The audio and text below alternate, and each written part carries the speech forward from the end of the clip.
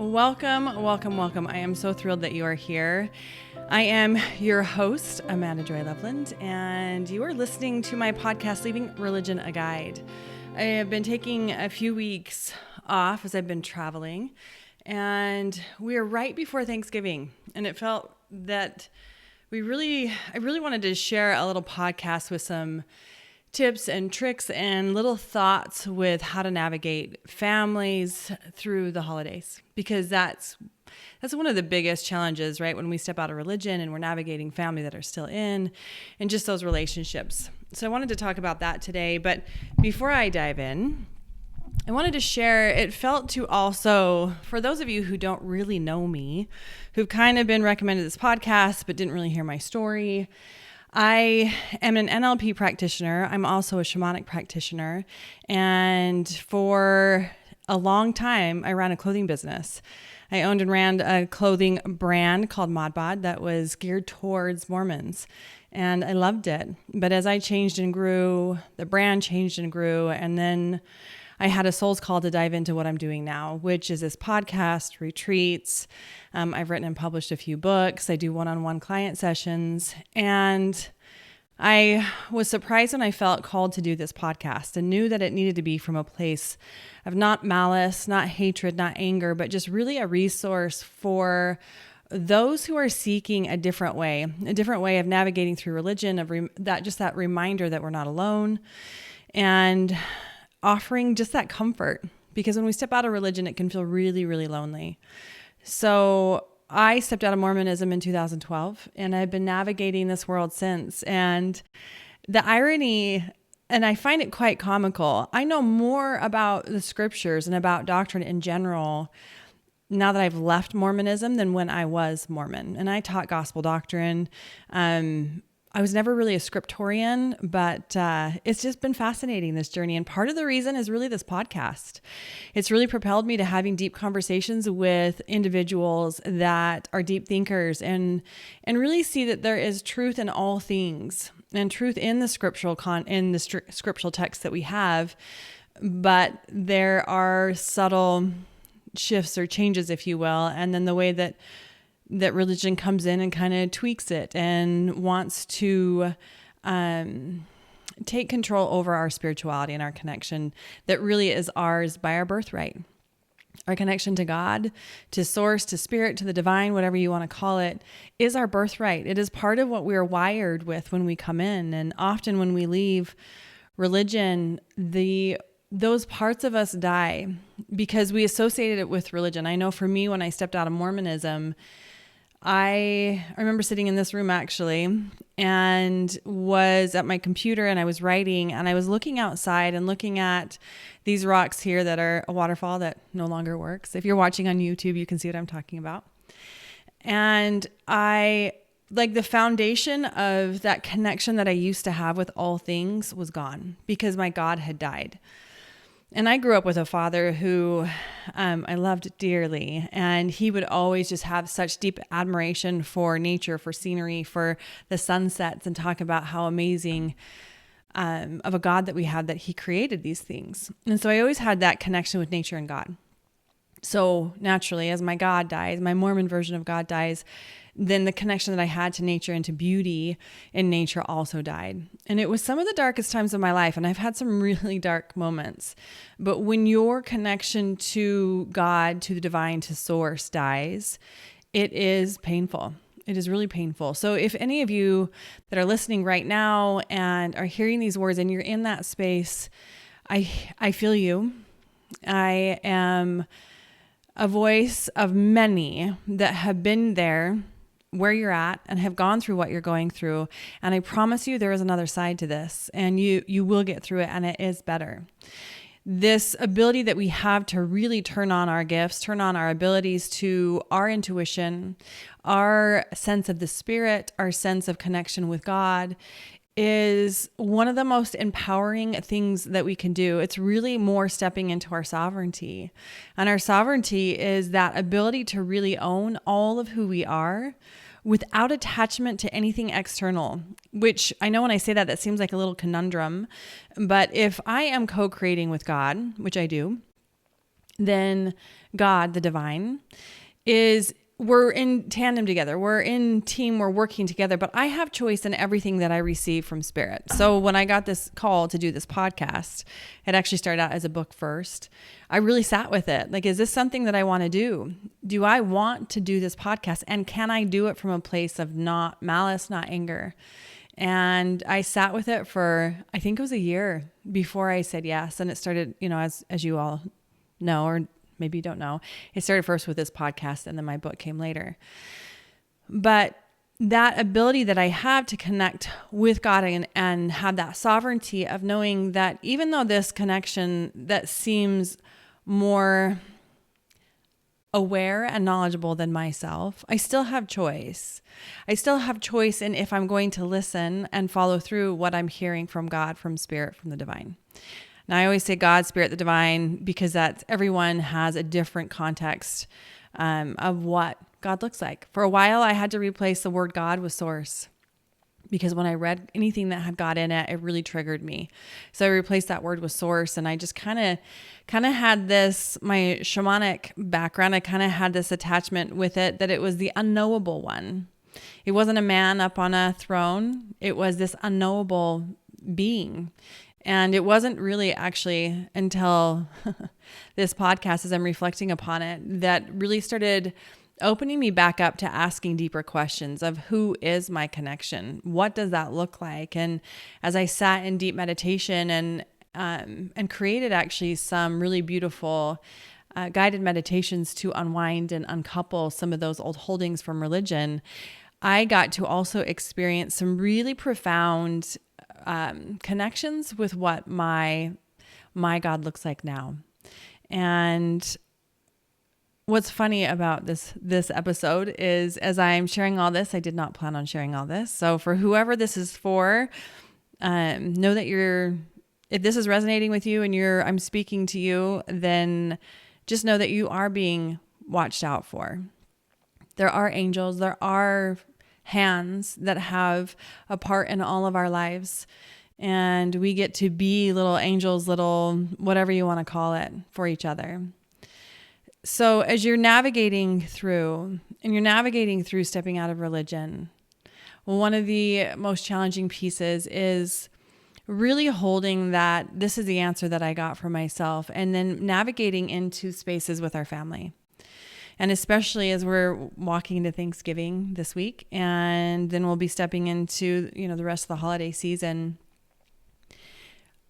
Being with our family can be one of the most challenging things. Now, I wrote about this in my book, but one of the things that often happens when we step out of religion is we want other people to validate our choice. And the reason why we do this is because we're looking for that validation that we're not wrong. Because this choice to step out of religion is a huge one. And all of you recognize that. All of you know this. It was not a choice that was haphazard. It was not something that was, excuse me. It was not something that you just did on a whim. This was something you were more likely having these stirrings within your heart for quite some time, and having the courage to actually step out and be more in your authenticity of who you are is not an easy feat. And so when we finally make that decision, when we finally step out and we finally start allowing ourselves to be seen, and some of you may not be at that place yet, and that's okay. You can take your time. A lot of people will slowly take one step at a time. No longer going to church, but don't really want to tell my family. Or my family knows, but I'm not going to drink in front of them. Or whatever it is. If we still play these parts and these roles of what we think we should be and how we should be for other people to make them happy. Meanwhile, you're pretty miserable. So when we step out, huge decision, then we start really, all of the programming that we had starts coming with us of, oh shit. Now my life's going to be crappy. If my life is crappy, I remember when I used to say, oh, somebody left. This is the consequence of their action. They're not getting the blessings from heaven, from God, from Heavenly Father. And that is an interesting and a really difficult piece to navigate through of maybe they were right. And so we want other people, especially in our family system or our loved ones, to validate that choice of us leaving because we're starting to question if we were right or if we're wrong. This is completely natural. If you felt a call to step out of Mormonism or any religion, that was your inner guide, your inner guru, your inner connection to God telling you that this is no longer for you. And you stepping out 100% was you listening to you. And that, my friends, is one of the most beautiful, beautiful things. What is the most challenging things is to start being more and more of who you are now that what is your identity now? What does that even look like? And be that in front of your family. And the truth is, all of us want to experience unconditional love with our family members, but it's not often experienced for a lot of different reasons. Some people if you are in a religion, the irony, and I've talked about this in other podcasts, but the irony of believing that a God would punish someone for doing something, one of his children, for committing a sin is really interesting because there's no unconditional love in that, in the way that the consequences are. And this, when you have a family system that's embedded in, let's just say, Mormonism, and you believe that a God is going to reward you in heaven for how you behave on earth, does not sound like a really unconditionally unloving, unbiased God. And to me, God is unconditionally loving and unbiased. He loves all of his children the same, wouldn't he? He, she, whatever God looks like for you. So if your family system is embedded in a religion, your parents also have this condition with God that God has different ways in which you should behave in order to receive his love, his mercy, his glory. So that would then move into their children because that's what they know. And we do the best that we can with what we know at the time, right? And then the next day or whatever, we do better if we're wanting to do better, if we're wanting to be better. So if your parents are still in and you're choosing out, or your family members are still in and you're choosing out, they had this conditioning within them that they believe that God actually is a conditional, loving God. So they then will also do the same to you with stepping out. And it feels like this big oxymoron, but they don't know anything different. And neither did you when you were in. One of the biggest tools that I can remind everyone is when you were a part of whatever religion, you also practice the same beliefs. And now that you know different, can you really fault your family members, your loved ones, for practicing exactly as you did? Because they're doing the best with what they have. And maybe down the road, they'll choose different if they want to, but they're not. And with you making this choice to ask them to be anything different than who they are, again, is a paradox, right? You're wanting them to treat you different now that you've stepped out, and yet you're expecting them to be different than how they always have been. And really, I've talked about this before. They're questioning more than likely what their real beliefs are now that a loved one has stepped out. What do I really think about eternal families? What do I really think about when I die? If my child is no longer part of this religion, will I see them in heaven? What do I really believe? And these questions will trigger a lot of fear within an individual. When you're talking about religion, your connection to God, and your eternal salvation about your soul, it will trigger a lot of fear. And how do people react in fear? So as you're navigating through these spaces, my number one recommendation that I would give to all of you is to do your best with holding your family members in the love in which you are wanting to receive. Life is about giving and receiving. If we're not putting the energy out there, if we're holding a certain belief within us, we are going to get that belief right back. Life is always giving us results of our inner state. Our inner belief systems, our inner limiting emotions, limiting beliefs, our wounds. So if you believe then subconsciously, more than likely, that when you step out, you are no longer wanted, you're no longer going to be loved or accepted, then that is what you will receive from your family members. But if you can shift that, reframe it of, you know what? My family's doing the best that they can with what they have. And so am I. And they're still my family. And I still can hold them in love. I can still have boundaries. And we'll talk about that in a minute. But I can still hold them in love and see them for who they're trying to be and how they're trying to do the best with what they have. And so when you're going in for the hug, if they're doing a half-ass hug or they're hesitant, why not be all the way in with them? Why not be all the way in with loving who they are because they were the same that they were before you left? You can't expect them to change because you're changing. That's an unfair expectation. And it's an unfair attachment that you're having that will create more pain for you in your transition. What you're choosing to do is solely for you, and to expect other people to support you in the way that you think they should is you're just creating more pain for yourselves, my friends. So holding them in love in the best way that you can, giving what you are hoping you'll receive without expecting them to give it back. Because that's also the other kicker. They have their free agency, their choice of how they're going to respond. Now, what happens when you get triggered? What happens if they start asking, if you're newly left and this is like a newer family or a family gathering pretty recent to you leaving, and they bring up religion? Maybe that's a boundary that you have of, you know what, I really want to enjoy the holidays. Can we not talk about this topic because I don't want to get into an argument. I just want to enjoy my family. Or you respond with, I know this was a really difficult decision. And as I wrestled with it and as I sat with it, I can't deny the answer that I received, just like I know you have your answers to stay. Without getting into the doctrine, I find that when we start getting into dissecting different things as far as, well, what about this or what about that? It doesn't go anywhere because you're never going to get to where you're wanting to go. Unless you have a family member or family members that can really have empathy and are really curious, that's a little bit of a different circumstance. But if they're trying to have a conversation because they're wanting to get you to come back to the fold, then there is no winning in that conversation. There's no winning in that situation.